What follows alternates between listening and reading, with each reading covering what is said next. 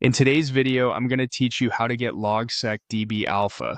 If you're curious about the new database-backed experience in Logseq and want a clean, reliable way to try it, this walkthrough will guide you through it from start to finish. Because this is an alpha, it's designed for testing and early feedback, so I'll also share simple tips to keep your existing notes safe while you explore. First, head to the official Logseq website in your browser.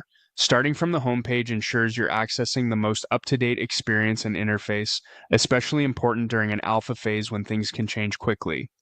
Give the page a moment to load. You want to see the main Logseq landing area before moving on.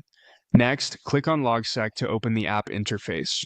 This takes you into the environment where you'll create and manage your notes, also known as your graph. If the interface looks a little different from what you've seen before, that's normal with early releases.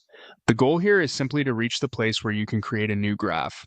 Once you're in, look for the option to add a new graph and click on Add New Graph.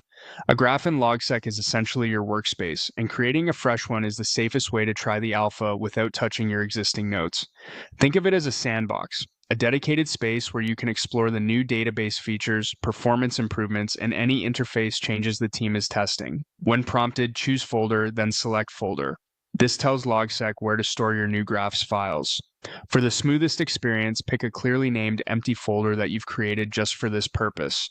Using an empty location avoids mixing alpha data with older setups and makes it easier to remove or archive the test graph later. If your system asks for permission to access the folder, approve it so Logseq can create and manage the files it needs. After you confirm the folder, Logseq will initialize your new graph. That's it, you're now inside the DB Alpha environment. From here, you can start adding pages, testing performance, and getting a feel for how the new setup handles your daily workflows. If anything seems unfamiliar, take a moment to explore. Early builds often refine layouts and terminology. Keep this test graph separate from important documents and consider backing it up periodically if you plan to experiment heavily.